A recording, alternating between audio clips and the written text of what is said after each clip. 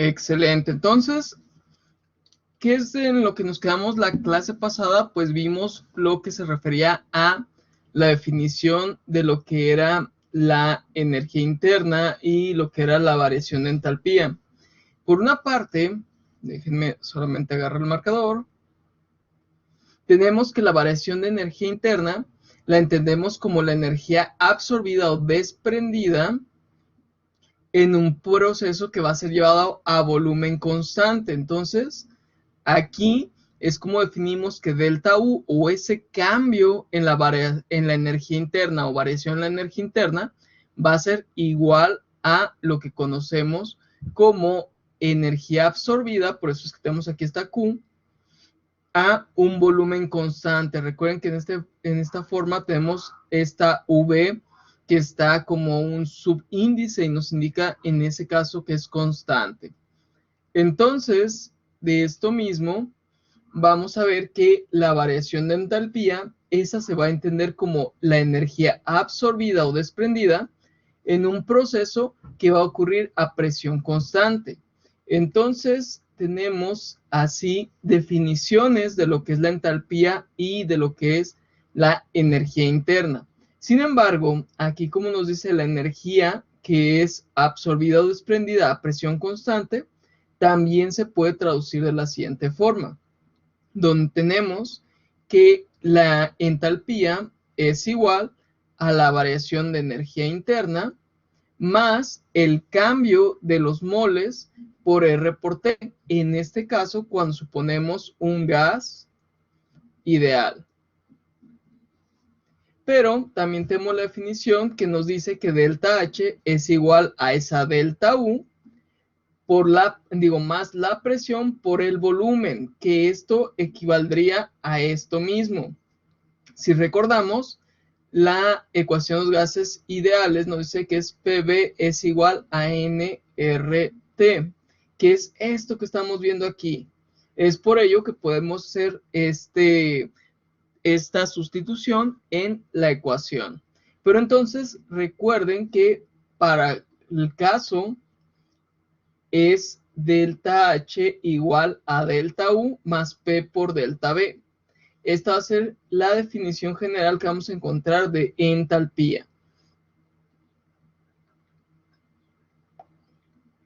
Esto entonces va a ser lo más común que encontremos. Nos preguntan cuál es la fórmula de entalpía, pues esta es la que es usada más comúnmente. Delta H es igual a delta U más P por delta V, que sabemos ahí que se refiere a la presión por el cambio de volumen. Entonces, aquí es una de las definiciones importantes que tenemos que tomar en cuenta. ¿Cómo vamos a tomar en cuenta la variación de energía interna? Pues con un volumen constante. La variación de entalpía va a ser a presión constante y pues la definición de lo que conocemos como entalpía pues será delta H es igual a delta U más P por delta B. Y recuerden también que cuando definíamos lo que se refiere a las entalpías, teníamos que una entalpía mayor a cero iba a ser endotérmica, mientras que una entalpía menor a cero va a ser exotérmica. ¿Por qué exotérmica? Porque recuerden que la entalpía de los sustratos va a ser mayor que la de los productos, por lo tanto va a ser menor a cero. En el caso de la endotérmica, la entalpía de los productos es mayor que la de los sustratos y por eso va a tender a absorber energía, mientras que la exotérmica desprende energía.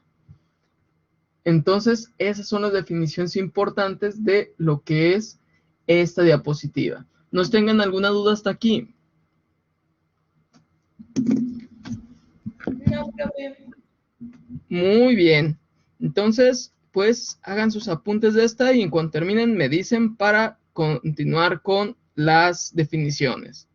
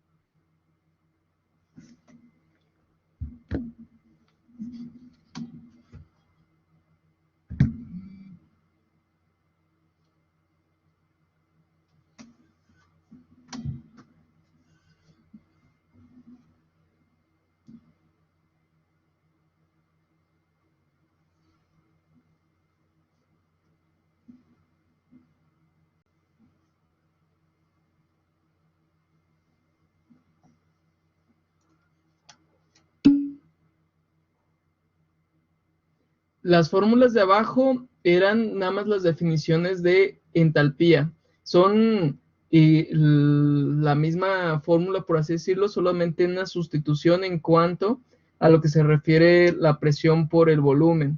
Y viene esa definición de los gases ideales. Para el lado izquierdo, donde es delta H es igual a delta U más delta N por RT. Esa es la ecuación para gases ideales. Y la de la parte derecha, pues tenemos una definición de entalpía, que es delta H igual a delta U más PV por P por delta V. Eso es simplemente. O no sé si te refieres a otra, Eleusis.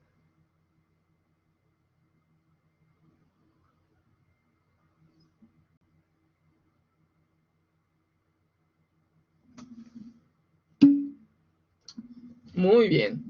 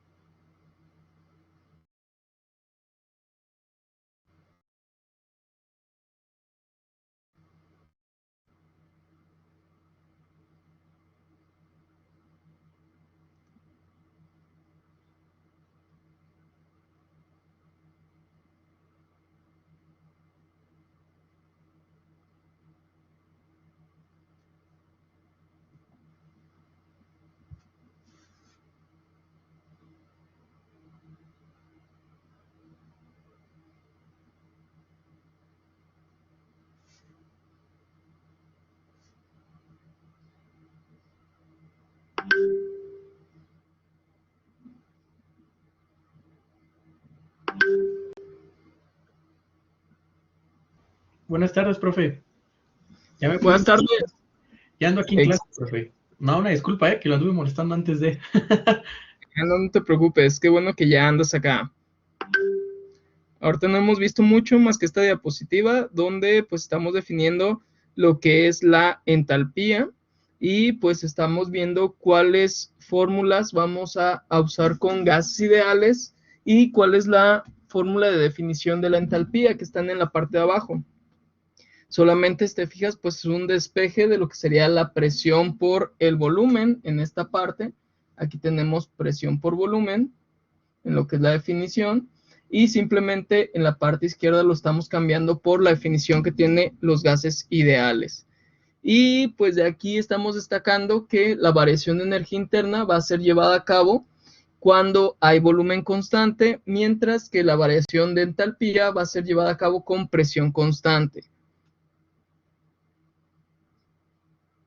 Perfecto. Profe, el valor de R va a ser una constante que se nos van a dar en las tablas que hemos manejado, ¿verdad?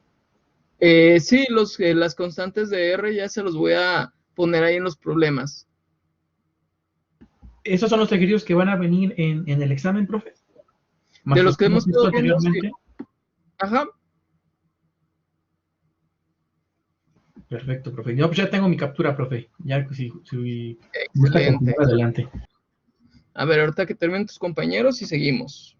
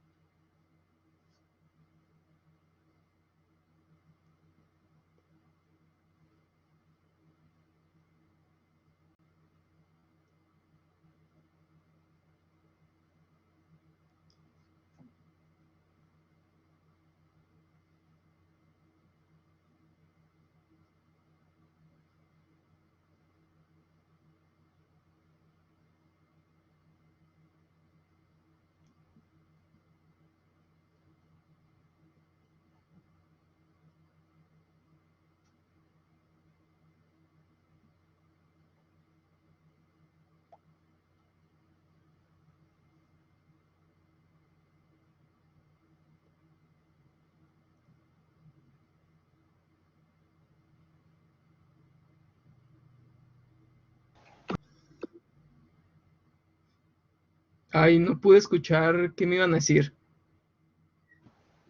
¿Me escucha, profe? Sí. ¿Ha dado alguna indicación acerca del examen? Aparte de las que ya nos había mencionado. No, solamente, no he mencionado nada en el examen, pero solamente es eso de que pues va a durar los 120 minutos. Por eso traten de conectarse a tiempo. Van a tener la sección de problemas y una sección de teoría. Todos se los voy a dejar en la misma porque hay muchos que les dividen. A mí la verdad no me gusta eso, pero se los voy a dejar por eso todo en la misma sección. Y ¿qué más les tengo que comentar de eso? Pues ya saben, su calculadora.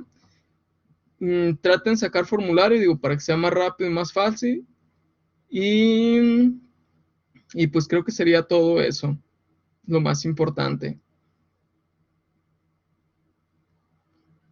Vale, profe, muy bien. No hay de qué. ¿Cómo van? ¿Ya terminaron? Yo sí, profe, de mi parte. Sí, profe, listo. Muy bien, entonces vamos continuando con lo que es este repaso. Y como les mencioné, pues iba a haber un temita que va a ser un poco nuevo, aquí es definición de gases ideales.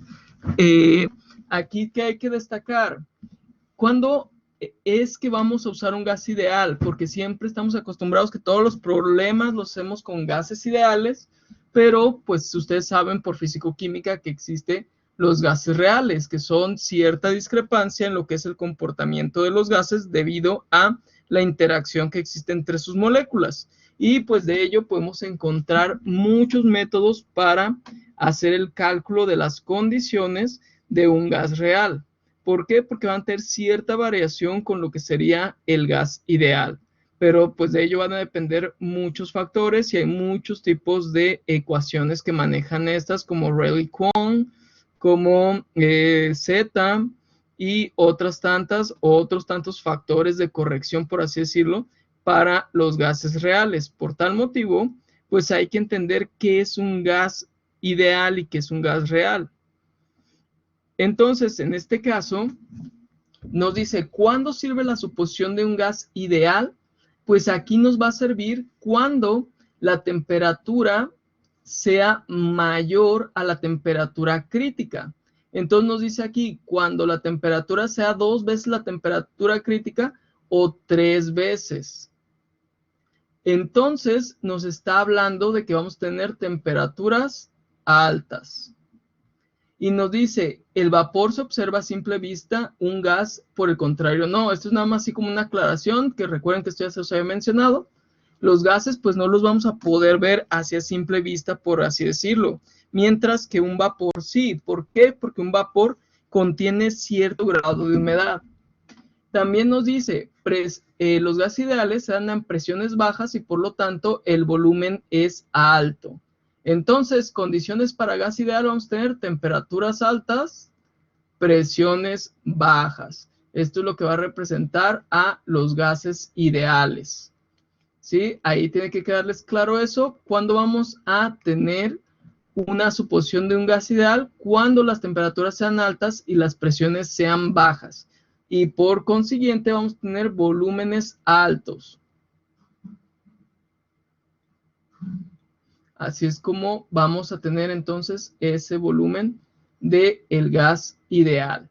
Entonces nos dice, sin embargo, para temperaturas menores o presiones altas, este ajuste no sirve, por lo cual es necesario utilizar otro tipo de ecuaciones para escribir las situaciones. Entonces, aquí fíjense esa definición.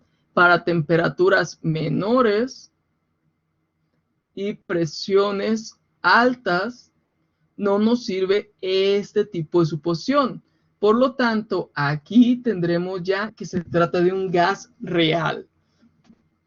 Entonces hay que ver esa forma de clasificar. Un gas ideal lo vamos a considerar siempre y cuando tenga temperaturas altas y presiones bajas, que se representa volúmenes altos. Ahí es cuando nosotros podemos suponer que es un gas ideal.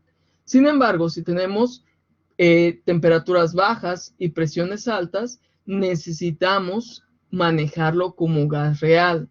Y nos dice, un gas real se define como un gas con un comportamiento termodinámico que no sigue la ecuación de estado de los gases ideales. Y nos dice, un gas puede ser considerado como real a elevadas presiones, aquí ya no lo está diciendo, y bajas temperaturas, es decir, con valores de densidad bastante grandes.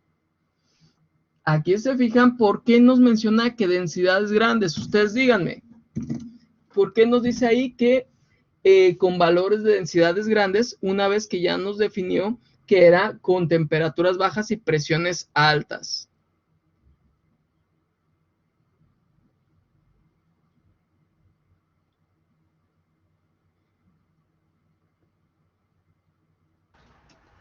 Porque si aumenta la densidad, también aumenta la presión, ¿no, profe?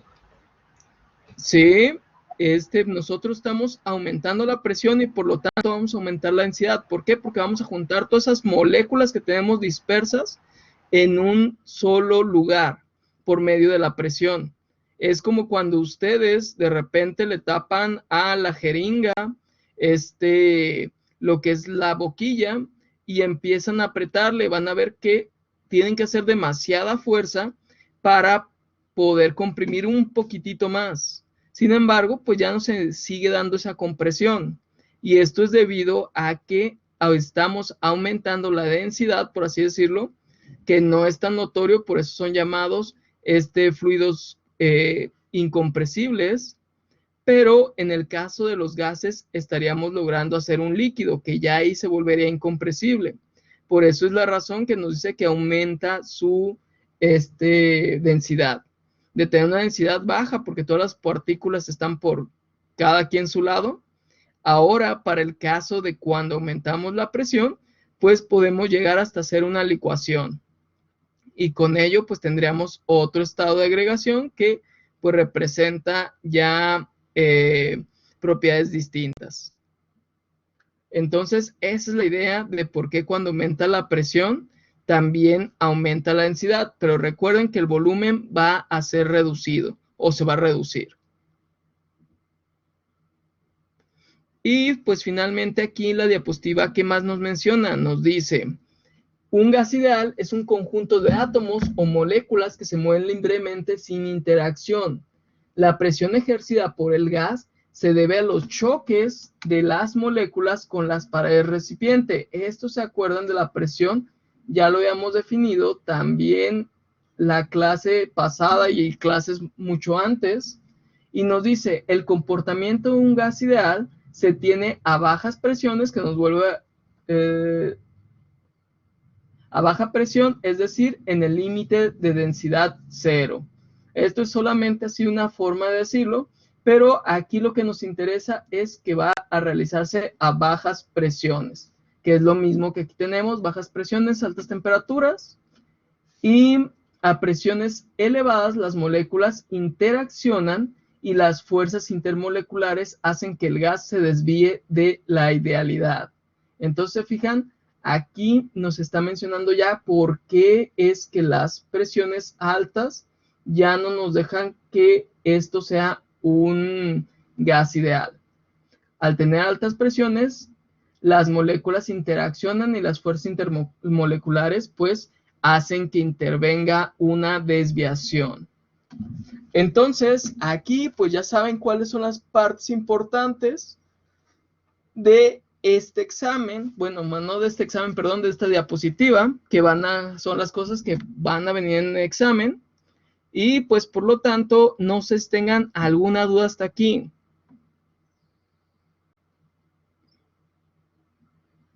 No, yo no, profe, muchas gracias. Muy bien. Entonces, hagan sus apuntes aquí de cómo se define un gas ideal y un gas real. Ah, no, miento, profe, tengo una duda. Respecto a las unidades que se van a ocupar para los ejercicios, por ejemplo, de gases ideales, o bueno, de la fórmula que estaba en la diapositiva anterior, ¿cuáles van a ser las unidades, profe? ¿O van a venir ya establecidas en los ejercicios? ¿O cómo? Sí, todos los datos que yo les dé van a venir con sus unidades correspondientes. Ahí sí puede existir, pues, la posibilidad de que, pues, tengan ustedes que hacer transformaciones, eso sí, pero de ahí en más de estar investigando qué unidades tienen, no se preocupen. De todas formas, pues no hemos visto unidades, bueno, más bien constantes adimensionales más que la constante de los gases ideales, pero pues esa no es adimensional, esa sí tiene sus unidades y pues vienen reportadas en las tablas, que pues también ahí les haré mención de qué tablas o más bien de qué valores pueden ser usados. Por ejemplo, si les dijera, pues calcula, no sé, una presión, un volumen, y les doy ahí la de los gases ideales, pues les pondría 3 opciones de la constante de los gases, digo, de la constante de los gases ideales, pero les estaría mencionando ahí cuáles son las opciones que pueden ustedes elegir para hacer sus transformaciones. Entonces, solamente sería de esa parte, pues elegir la que tiene las unidades adecuadas y pues llevar la transformación de aquellas unidades que no tengan. Muy bien, profe, no, pues muchas gracias. ¿No hay de qué?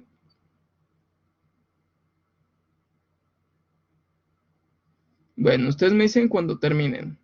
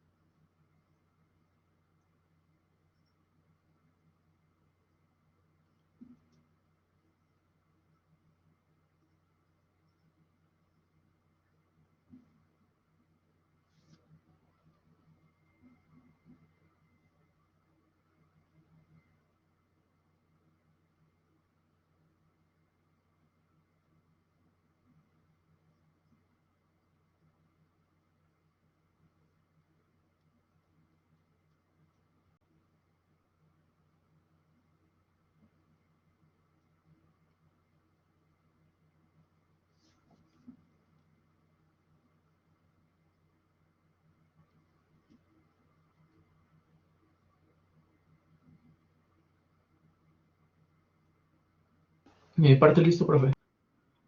Excelente.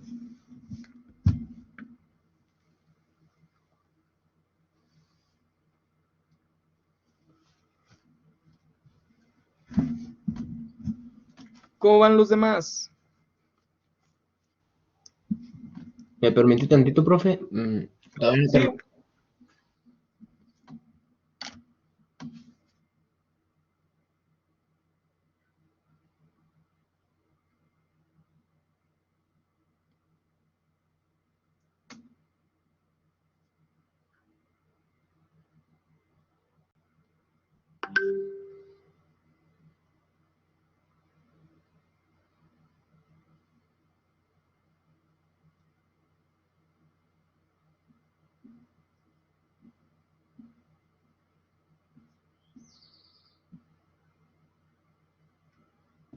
Listo, profe.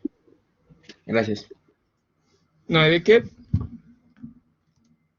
Muy bien, entonces, otra de las cosas que vamos a ver, pues, es la relación entre CP y CB. Nosotros, pues, sabemos ya que CP y CB, pues, son calores específicos, tanto a presión como a volumen constante. Y, pues, aquí nos dice que la energía es la capacidad de realizar un trabajo. Y nos dice, en un sistema aislado, hacer trabajo reduce la energía, recibir trabajo la incrementa. O sea que tenemos nuestro sistema, que le vamos a poner S, y si el sistema hace trabajo, entonces lo que está es perdiendo energía. Pero si el sistema recibe trabajo, también recibe energía. Entonces, eso lo tenemos que entender porque es lo mismo que pasa con el calor. Si el calor lo recibe, pues está ganando energía, mientras que si él lo cede o lo comparte, pues está perdiendo esa energía. Y nos dice, el calor se produce por el cambio en la energía de un sistema, dado por un cambio en su temperatura. Entonces, fijan aquí la temperatura que es, pues es simplemente como un signo, no es algo que sea físico en sí, por así decirlo. Nosotros lo que sentimos son pérdida o ganancia de energía calorífica y esto lo interpretamos como temperatura. Entonces, esto es solamente un signo de que está ocurriendo una pérdida o ganancia de energía. Entonces, pues dice aquí, recuerda, las fronteras adiabáticas no permiten el flujo de calor y las diatérmicas sí. Esto ya lo estuvimos explicando la clase pasada. Nos dice, en un contenedor adiabático, aquí entonces dice que no se puede transferir energía. Los procesos endotérmicos o exotérmicos producen cambios de temperatura en el sistema. ¿Por qué nos dice que en un contenedor adiabático? Porque no vamos a intercambiar energía, por lo tanto, pues al momento que ocurre una reacción, pues no tendrá de dónde tomar este calor más que del medio mismo. Y al momento de que haya tomado ya ese calor necesario, ya no podrá ocurrir nada de reacción, ya que no se le está alimentando de más energía. Entonces, en un contenedor diatérmico, en este sí se permite el intercambio de calor, producen flujos de calor a través de las paredes. ¿Por qué? Porque el sistema, ¿de dónde va a obtener energía o hacia dónde lo va a ceder? Pues hacia lo que sería el exterior o los alrededores. Y entonces el calor es el resultado del movimiento desordenado de moléculas. Recuerden que pues el calor también se produce por este movimiento de moléculas que pues van a causar choques contra otras y van a producir una energía cinética. Entonces aquí tenemos definiciones de las más importantes, que es cómo veremos los signos para el trabajo y para lo que es el calor. Vamos a ver los negativos cuando el sistema los realiza. Si hace ese intercambio de calor, o sea que pierde calor, va a ser un signo negativo. Si realiza un trabajo, también será signo negativo. Y aquí nos dice otra cosa, dice, cualquier transformación de un sistema entre dos estados, o sea, vamos a considerar aquí el estado A y el estado B, que puede ser con la temperatura 1, aquí la temperatura 2, la presión 1, la presión 2. Aquí estaríamos haciendo ese cambio de estado desde el punto A hasta el punto B. Y nos dice, la transformación de un sistema entre dos estados de equilibrio se le denomina proceso. Eso va a ser un proceso. La trayectoria o camino de un proceso se refiere a la especificación de la serie de estados a través de los cuales pasó el sistema. ¿Por qué nos dice esto de trayectoria? Porque yo para llegar de A a B tengo ese camino, pero también podría ser otro camino que sería así, regresarme, dar vueltas y de todas formas estoy llegando a B. Pero aquí hay una cosa importante. Tenemos que ver también la eficiencia. No es eficiente el ir por este camino que parece de tripas de gato, sino que lo eficiente sería ir desde A a B con una línea recta. Por eso es importante también definir qué trayectoria tendrá un proceso. Y aquí nos menciona también, una función de estado es una propiedad de un sistema termodinámico que depende solo del estado del sistema y no de la forma en que el sistema llegó a dicho estado. Por ejemplo, la energía interna y la entropía son funciones de estado. ¿Por qué dice esto? Aquí pongamos que ahora es la entropía 1 y entropía 2. Si se fijan, a mí no me interesa todo el camino que recorrió. Yo solamente voy a determinar la entropía por medio de su presión y su temperatura. Y por lo tanto, es una función de estado. Entonces, todo esto, pues, me va a dar como consecuencia una función de estado. Yo no podría hablar de aquí del trabajo, porque el trabajo estaría determinado por todo este camino que hizo. Si yo me voy en línea recta, va a ser un trabajo menor al que realizó por medio de irse por estas curvas. Entonces, no sé si comprenden esta idea. Primero, proceso ya saben que es desde llegar de un punto A a un punto B. Ustedes van a hacer un chocomil, pues su proceso es el tener pues, la leche y echarle el chocomil o chocolate. ¿La trayectoria cuál es? Pues la trayectoria va a depender si lo hicieron con su licuadora, si lo hicieron con la chocomilera o si lo hicieron a mano con la cucharita y batiéndole. Y pues una función de estado en este caso son aquellas que se miden solamente en los puntos determinados y no tienen nada que ver con todo lo acumulado anterior. Ejemplo, aquí tenemos la presión, la temperatura, la entropía, la entalpía inclusive. Nada más ahí dependerán de unas circunstancias, pero todo esto de energía interna y entropía va a ser distinta en cada uno de los puntos. ¿Por qué? Porque imagínense que de repente la midiéramos aquí y la midiéramos acá. Serían entropías distintas. ¿Por qué? Porque aquí está ocurriendo una parte del proceso y acá otra. Entonces los puntos los llevan también a diferentes estados. Pero en ese caso vamos a tener una función de estado porque dependiendo de dónde nos localicemos, será su valor. Pero no importará nada de lo que está detrás. No sé si se entiende hasta aquí este punto. Profe, yo tengo una duda respecto a lo que mencionó al inicio de unos cambios de signo. ¿Se refería al cambio de temperatura o a la liberación de energía como tal? Sí, haz de cuenta que aquí es el que un sistema cuando realiza un trabajo, él está perdiendo energía para poder realizar ese trabajo. Ejemplo, tenemos el movimiento de un pistón. Nosotros vamos a meter, por ejemplo, un gas a presión. Al momento que empieza a mover este pistón, realiza un trabajo, pero nuestro gas ya tendrá menos energía de la que contaba en un principio.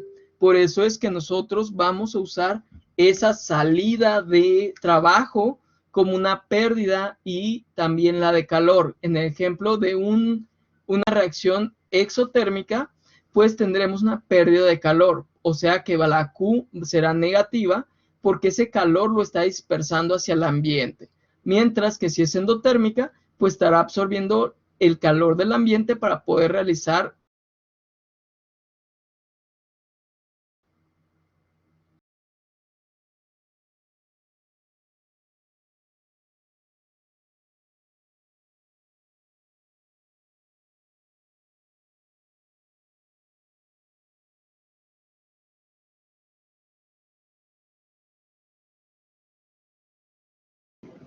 ¿Se le fue la conexión al profe, compañeros?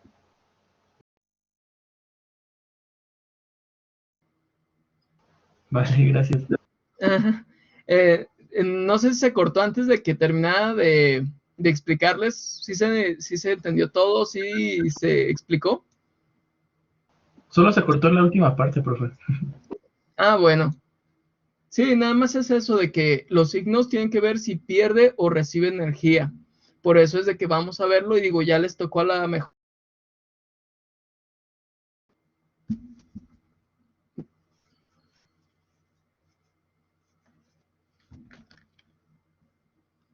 Ya les tocó la mejor esa problemática con termodinámica, donde pues estábamos así como un poco dudosos de los signos.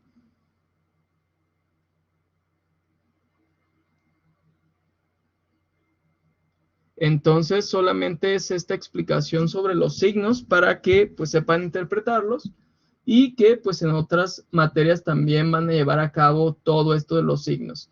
Entonces, hasta aquí pues eh, hagan sus apuntes, que es lo importante de aquí, pues cómo se define energía, cómo se define trabajo y pues estas definiciones de las fronteras adiabáticas y diatérmicas pues ya las habíamos visto y lo que son procesos, trayectorias y funciones de estado.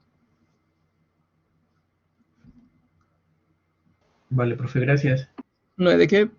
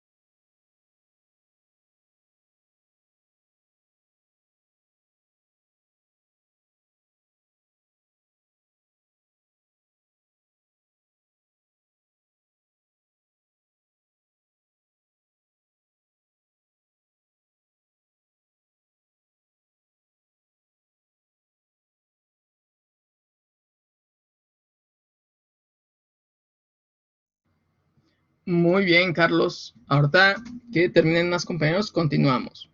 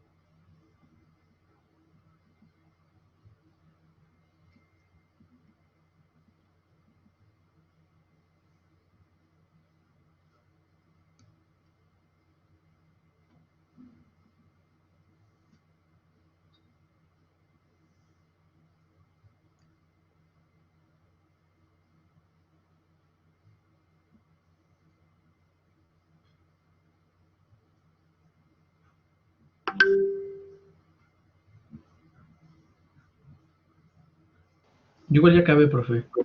Muy bien, entonces continuemos con lo que es este repaso. Veamos de aquí. Y tenemos aquí la explicación de los CP y CB. Si se acuerdan, ya les había mencionado yo que CP y CB pues era calor específico. ¿Qué iba a variar entre ellos? Pues que uno nos mencionaba que era volumen constante, mientras que el otro nos decía que la presión era constante. Entonces definimos al calor específico como la energía requerida para elevar 1 grado la temperatura de una unidad de masa. Es calor específico por esta razón. Ya estamos especificando que vamos a elevar 1 grado la temperatura, pero ¿qué grado? Pues puede ser Fahrenheit o puede ser Kelvin, Celsius, como también puede ser Kelvin y Rankine. Pero de las unidades de masa también solamente nos especifica unidades de masa. Entonces aquí pues podemos estar hablando de lo que serían libras, pueden ser kilos, pueden ser gramos, etcétera, etcétera. Sin embargo, para saber cuál es la diferencia real entre CP y CB, vamos a referirnos a estos diagramitas que están aquí. Imagínense que en el primero pues es literalmente una pecera que está cerrada. Entonces, ¿nosotros qué hacemos? Pues tenemos helio a volumen constante, por lo tanto no tiene forma de expandirse o contraerse, y tenemos una masa de 1 kilogramo que vamos a elevar su temperatura de 0 grados centígrados a 1 grado centígrado. Entonces, nosotros lo que vamos a hacer es implementar un calor de 3.12 kilojoules. Si tenemos que la masa es 1 kilogramo, pues dividiremos esto entre la masa. Por lo tanto, tendremos que su CB es 3.12 kilojoules por kilogramo por grado centígrado. ¿Por qué? Porque necesitamos esos 3.12 kilojoules para que una masa de 1 kilogramo de helio se elevara 1 grado centígrado.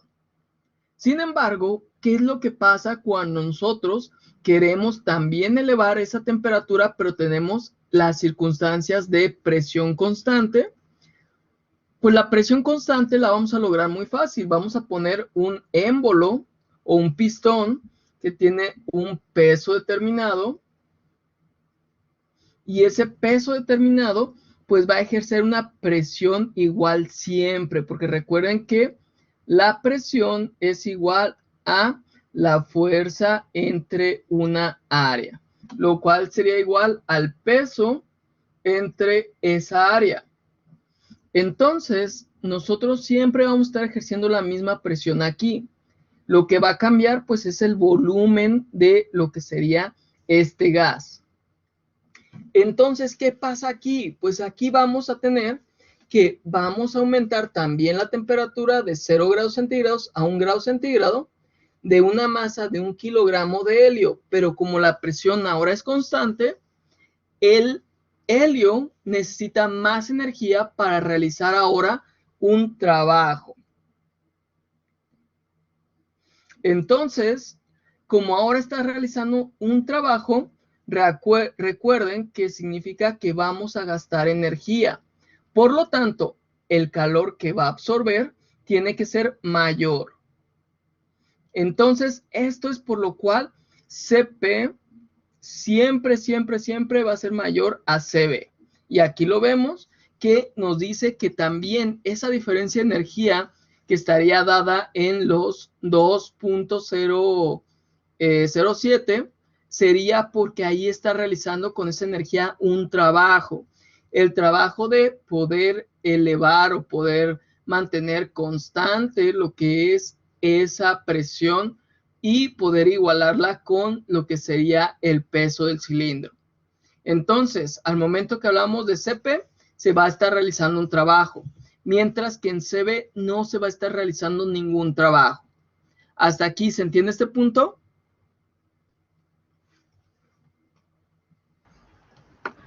Sí, profe, nada más tengo una duda.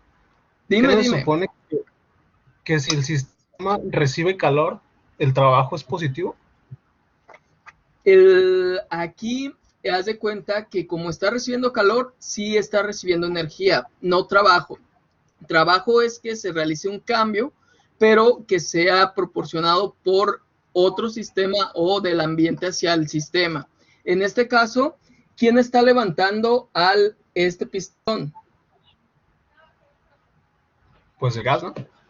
Ajá, entonces el gas que ocupa para levantar ese pistón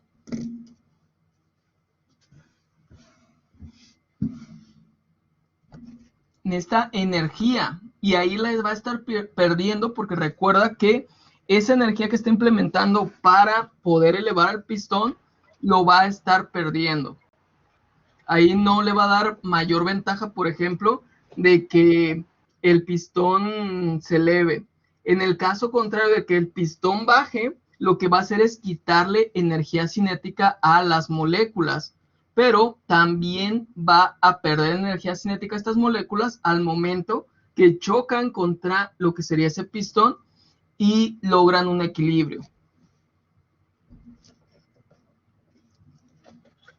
Entonces, ¿entienden los dos puntos? Acuérdate que en este caso, para poder hacer que se eleve ese pistón, vamos a necesitar energía y van a estar realizar trabajo estas moléculas. Van a necesitar mayor energía cinética que se va a transformar en lo que sería una fuerza y con ello también un cambio de volumen.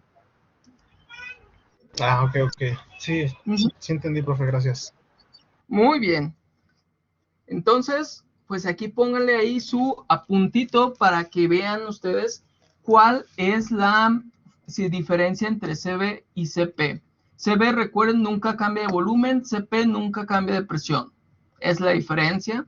Y en uno vamos a realizar trabajo que va a ser en CP, porque ahí sí hay un cambio en lo que es el volumen y por lo tanto un trabajo.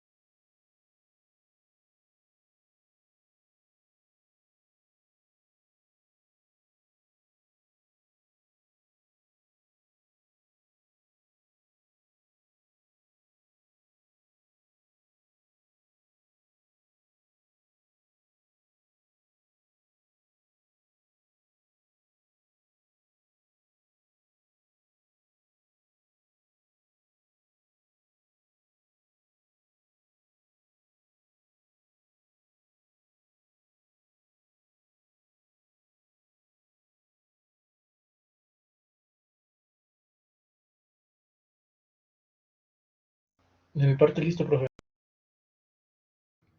Excelente. Muy, muy bien. Entonces, se fijan, aquí pues ya queda resumido en los dibujitos todo lo que vimos. De volumen constante, pues no vamos a tener cambio de volúmenes, por lo tanto no vamos a tener un trabajo. A presión constante sí vamos a tener alteraciones de los volúmenes para mantener esa presión y por lo tanto aquí sí estaremos realizando un trabajo que pues será ese movimiento de lo que vemos como pistón. Entonces aquí vamos a notar en el ejemplo de la energía que implementamos más energía en el caso de el CP que en el de CB. Y siempre, siempre, siempre va a ser la misma circunstancia. Siempre CP va a ser mayor a CB. Entonces, con esto ya sabemos que hay procesos isotérmicos que se refieren a la misma temperatura. Tenemos procesos isocóricos que se refieren al volumen constante e isobáricos. Son esos tres tipos de procesos. ¿Cómo van a ser o cómo se van a realizar cada uno? Pues el proceso isotérmico, como nos dice su nombre, misma temperatura, es mediante paredes diatérmicas. ¿Por qué diatérmicas? Porque no permiten el paso de energía. Como no permiten el paso de energía, van a mantener la temperatura constante. Cuando tenemos un volumen constante o un proceso isocórico, lo vamos a hacer mediante paredes rígidas que no tienen movimiento, como lo vimos en el ejemplo anterior. Pero cuando nos vamos a un proceso isobárico que tiene presión constante, lo vamos a hacer mediante paredes móviles. Y el volumen y la temperatura serán variables. ¿Por qué? Recuerden que cuando se reduce el volumen, vamos a aumentar la temperatura. Cuando aumentamos el volumen, reducimos la temperatura.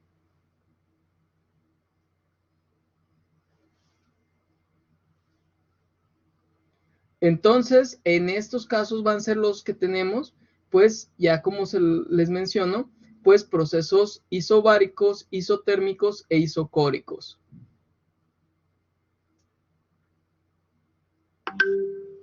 Entonces, aquí vamos a ver que en los procesos que se llevan a cabo a temperatura constante, pues ya sabemos que son isotermos o isotérmicos, y pues los isobáricos van a ser presión constante, mientras que volumen constante veamos aquí como isocóricos, pero también van a ser llamados isócoros. Y pues ya cuando hablamos de energía y tenemos que no hay transferencia de calor o energía del sistema y los alrededores, pues tendremos un sistema llamado adiabático. Eso, pues se fijan, ya es cosas de las que habíamos tratado en los principios de lo que era este parcial. Y pues aquí nada más estamos viendo otra vez un resumen de ello, un repaso.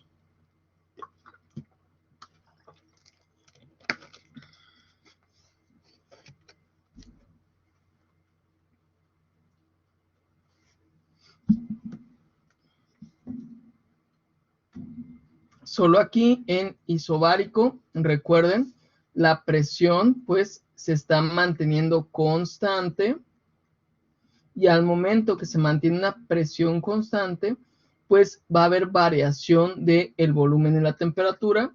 Recordemos que pues aquí vamos a tener una presión que es constante, pero el volumen puede estar variando para conservar esa presión. Por ejemplo, aquí las moléculas pues están muy excitadas, por lo tanto están a altas temperaturas, pero la presión sigue siendo constante. ¿Esto qué va a hacer? Que se modifique el volumen y también pues tiende a crecer. Sin embargo, pues también podemos tener la otra respuesta donde se empieza a comprimir el sistema, que sería por la presión, y empezamos pues a reducir el volumen, pero al estar causando una compresión, pues también estaremos aumentando a temperatura. Entonces podemos tener esas dos circunstancias en donde la compresión causa el aumento de temperatura y donde el aumento de temperatura causa el aumento de presión. Eso va a ser distinto la forma en la que van a causarse, pero tienen esos dos resultados, por así decirlo, para que de repente no se me confundan, que digan, no, pero es que si aumentaba el volumen era porque se calentaba el sistema. Pues sí, si se calienta el gas va a aumentar su volumen, pero también si se comprime el sistema, también aumentará la temperatura por la fricción que se está teniendo. Entonces, aquí, para que no se cierren solamente en unas definiciones, pueden pasar varias cosas a la vez.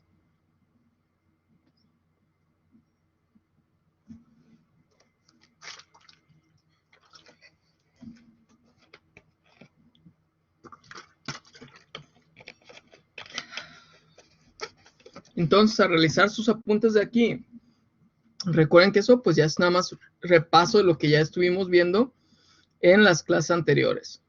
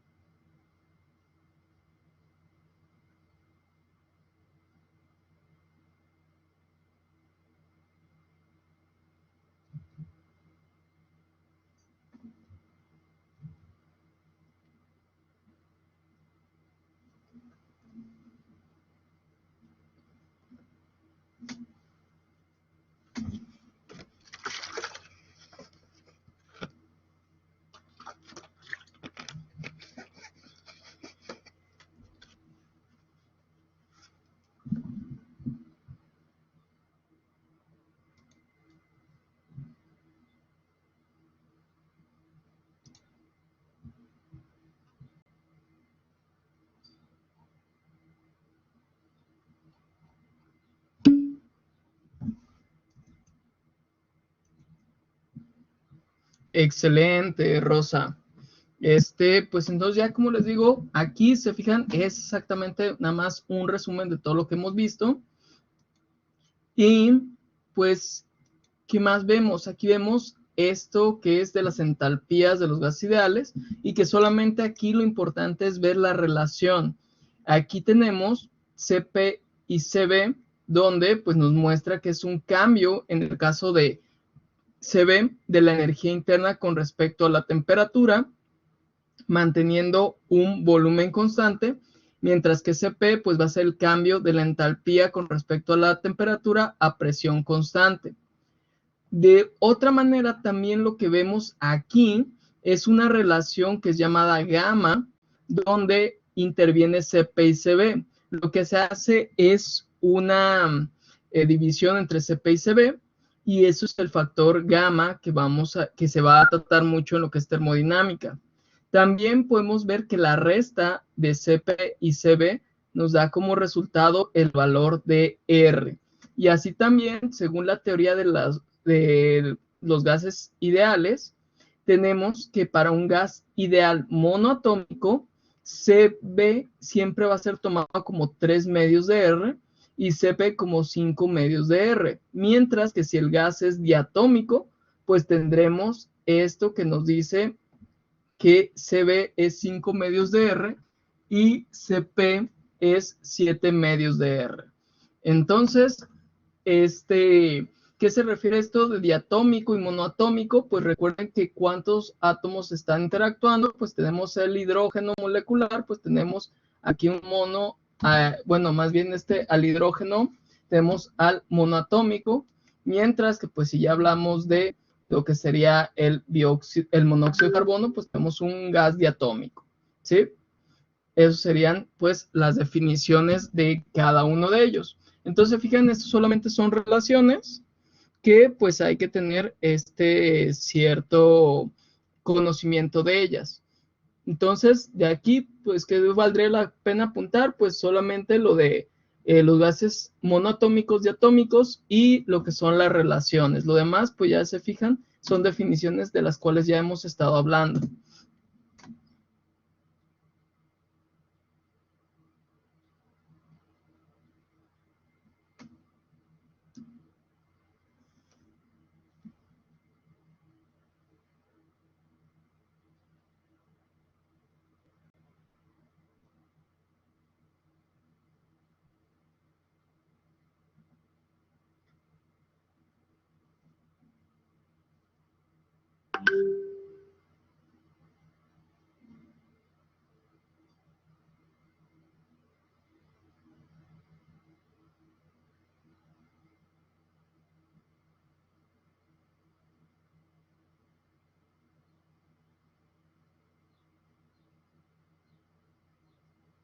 Profe, otra vez me está dando ¿Sí? problemas mi conexión y me... No te preocupes, cualquier cosa ya sabes, aquí está grabándose el video y no te apures, no te apures, no te apures. Sí, profe, de verdad, una disculpa. Sí, no hay de qué. Ya me informaste cuál es la situación, no te preocupes.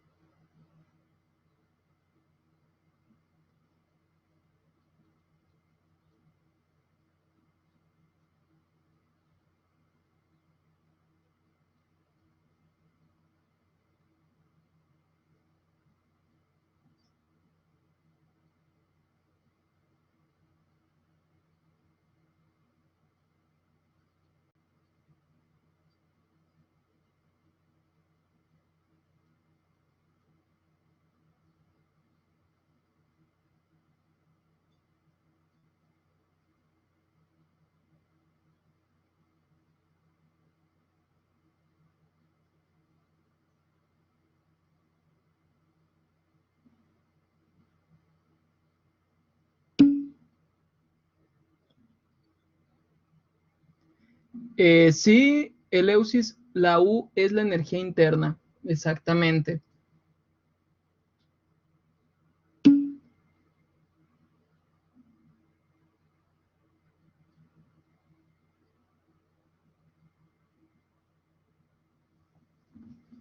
Y aquí, pues acuérdate que esta sí es V, se supone que esta es V, y esta sí es U. La otra sí es variación de energía interna, esta sí es U. Entonces aquí les voy a encerrar nada más las que tienen que ver las Vs y la otra sí es U.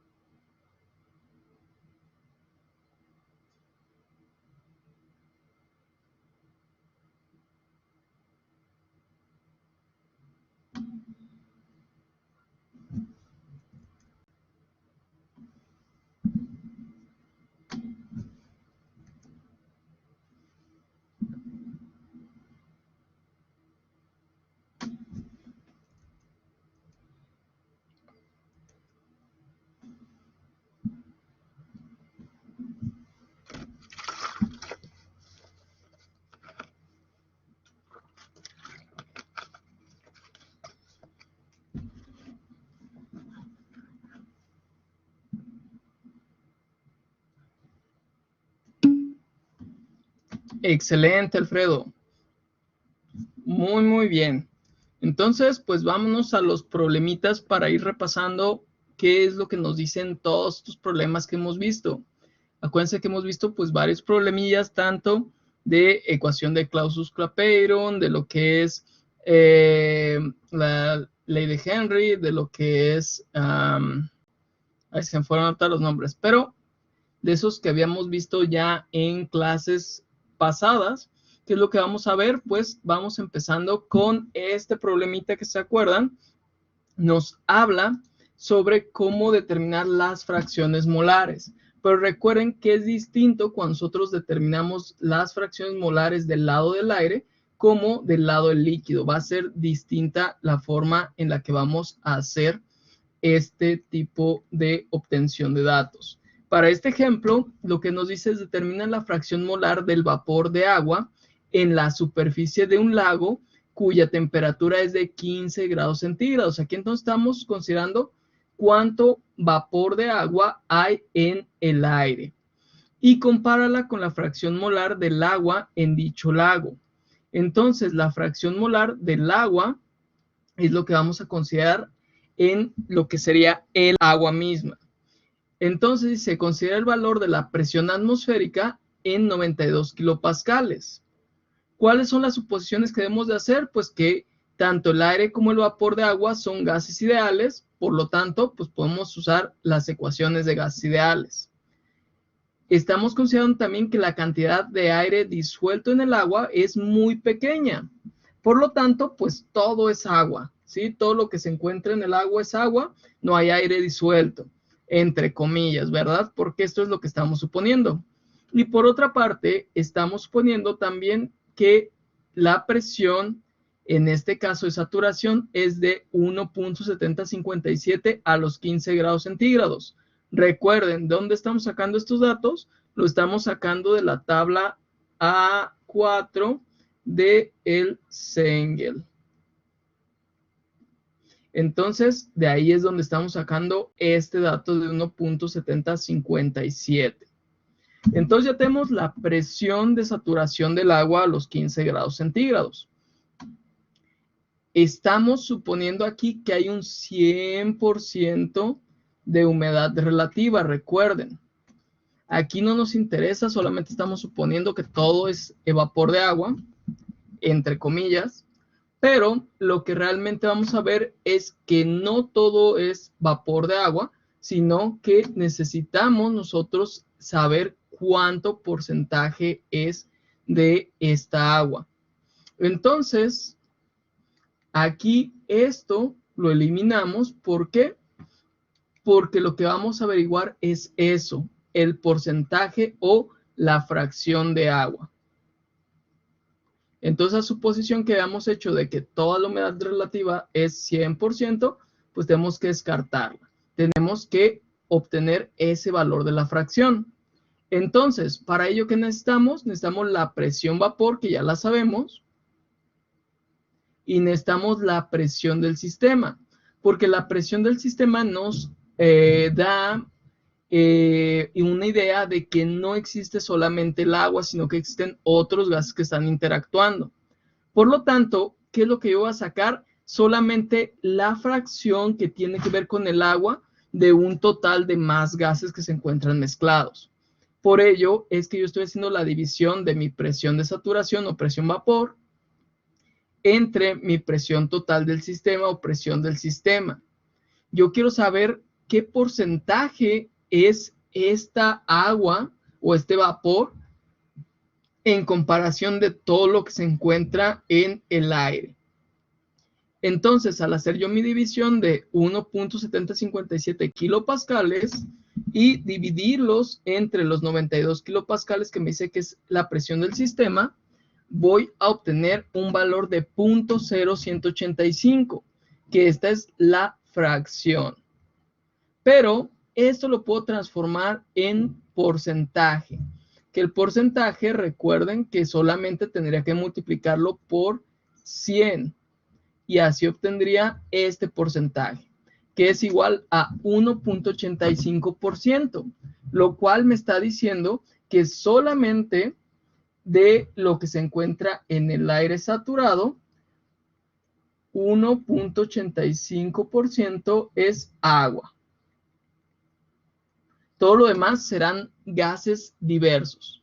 Y por la otra parte, como estamos suponiendo que no se disuelve nada de aire, aquí no se disuelve aire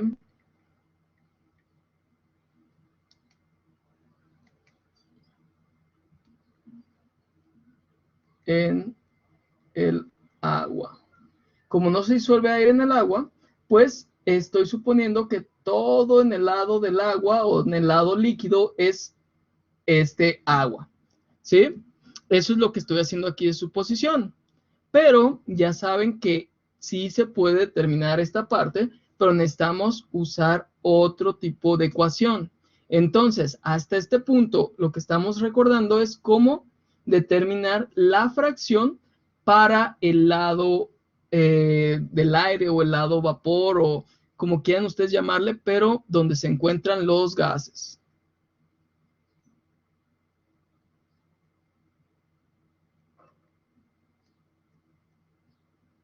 Entonces, es la fracción que estamos determinando, donde se encuentran los gases. ¿Hasta aquí alguna duda?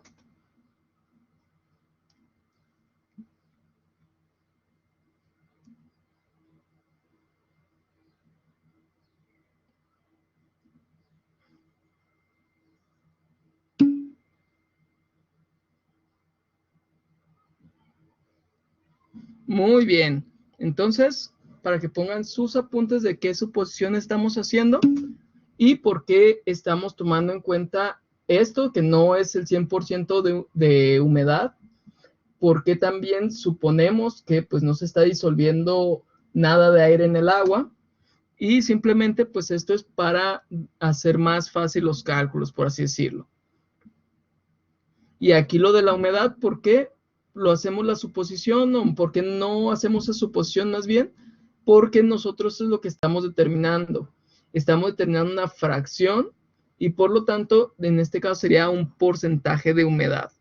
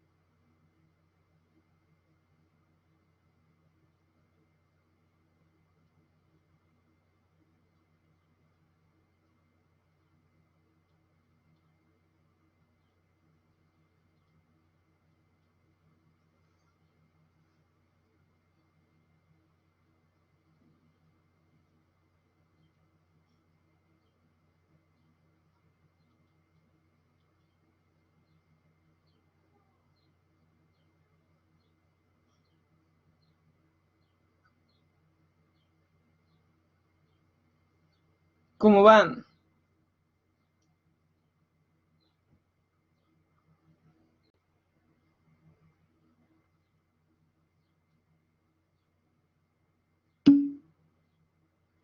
Excelente.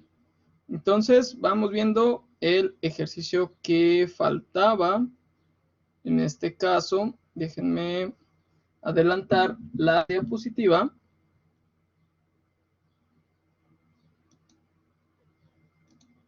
Y aquí tenemos el otro del cual les hablaba, que vamos a terminar ahora, sí, la fracción del aire en el lado líquido. Y para esta ocasión, cuando estamos determinando esta fracción de aire en lado líquido, necesitamos lo que es la ecuación de Henry, como se os había mencionado, y vamos a necesitar la presión de saturación a la temperatura que nos mencioné aquí. Aquí nos dice 17 grados centígrados, por lo tanto, pues tendríamos que buscar esos 17 grados centígrados, que aquí lo podemos sacar, inclusive por promedio nos sale algo muy parecido. Entonces, en esos casos, vamos a tener este dato que es la presión de saturación y vamos a tener o más bien el dato de lo que sería la constante de Henry. La constante de Henry viene dada a diferentes temperaturas, es algo que tenemos que estar checando.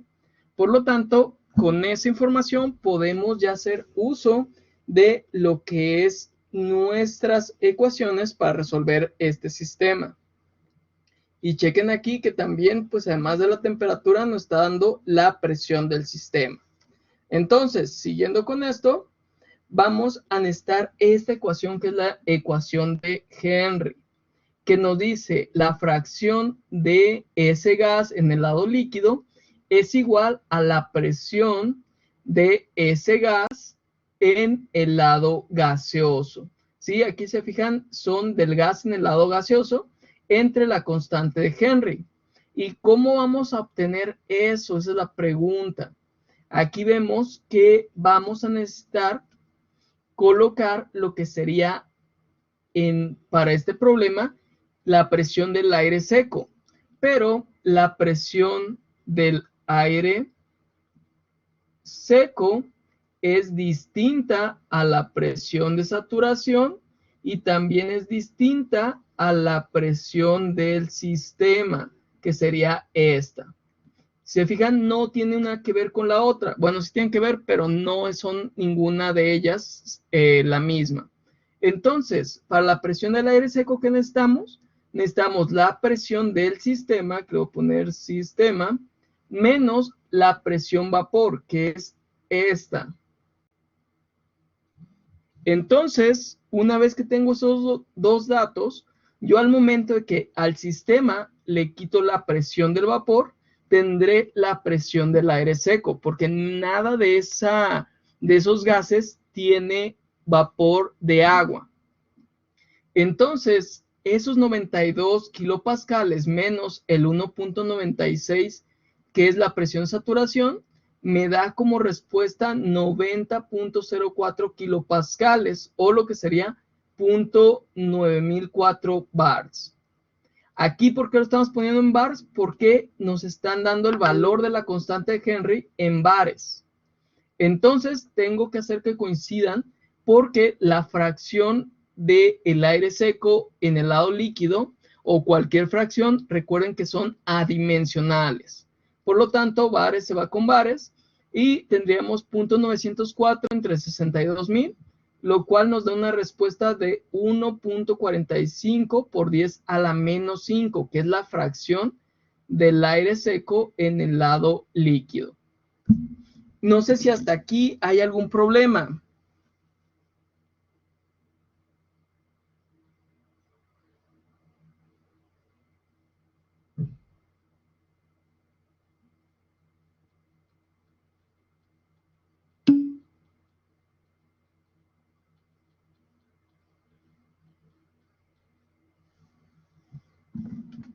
Excelente. Entonces, ahí hagan esas observaciones de las unidades. La mayoría pues viene de la constante Henry en bares. De todas formas, yo les colocaría ahí o una tablita con los valores de la constante Henry, o les colocaría el valor.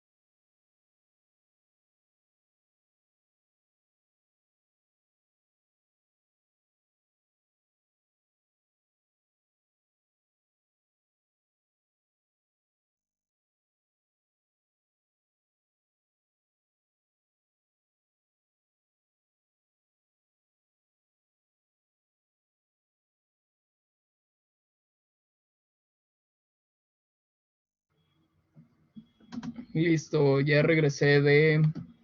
A ver, ahorita nada más que se vea la pantalla. Y pues esto ya, si ven, es de lo que estuvimos checando en las clases. Lo único que faltaría sería, bueno, esta es la tabla que les puedo colocar para que vean las constantes de Henry. Y pues ya ven que va a variar según la temperatura de la cual se trate y el componente absoluto del cual estemos hablando. En este caso, pues es aire. Recuerden que tenemos soluto y solvente, que sería el soluto lo que se está disolviendo en un solvente. Y pues finalmente, esta sería la otra que utilizaríamos, que de esto viene un ejemplo. ¿Qué es lo que vamos a tener nosotros? Vamos a tomar en cuenta las presiones de cada uno de los componentes, que sería el agua y el amoníaco, y vamos a tomar en cuenta también estas fracciones. Aquí no las dan porcentajes, pero nosotros lo vamos a necesitar como fracciones. ¿Qué es lo que vamos a hacer? Pues vamos a relacionar las presiones con las fracciones. Y eso aquí lo muestro, que esto que ven como 2.22 sería igual a esta presión que nos está mostrando aquí, 7.3851. Aquí tenemos 7.3851 por la fracción del agua, que es 0.30. Y del otro lado, pues tendríamos la presión del amoníaco, que es alta, 1554.33, por su fracción, que son 0.7. Y esto pues se vería traducido aquí. Ahí es donde sale ese 2.22 y ese 1088. Entonces, una vez que sabemos la composición y sabemos sus presión saturación, eso es lo que van a generar de presión al momento que se evaporen. Y todo eso se va a transformar en una presión total. Lo otro ya es muy sencillo, solamente tenemos que sacar lo que habíamos realizado desde un principio, donde determinamos la fracción en el lado gaseoso para ambos o ambas sustancias, y eso sería la presión de esa sustancia en el lado gaseoso entre la presión total. Entonces recuerden que pues de aquí ya estoy obteniendo la del lado gaseoso para cada uno de los componentes, y simplemente sería dividirlo entre la presión total.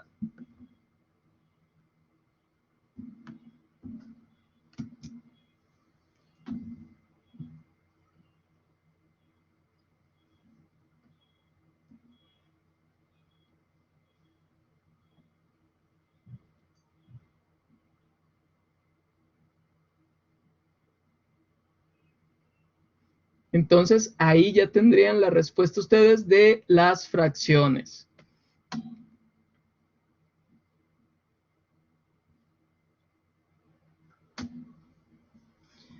Y aquí, si se acuerdan, les había mencionado algo de lo de la constante de Joule-Thomson, que esa ya revisé ahorita y no es cierto, no viene todo en el examen, eso viene hasta el siguiente, entonces no se preocupen de esa. No lo alcanzamos a ver, pero pues no tiene tanta importancia. Ya hasta el siguiente parcial será cuando estemos viendo la del efecto de Joule-Thomson. Entonces ya la veremos en futuras clases, no se preocupen. Y pues ya que dejaríamos hasta aquí la clase para que pues no lleguen tarde a sus demás clases. Ya tienen su guía, ya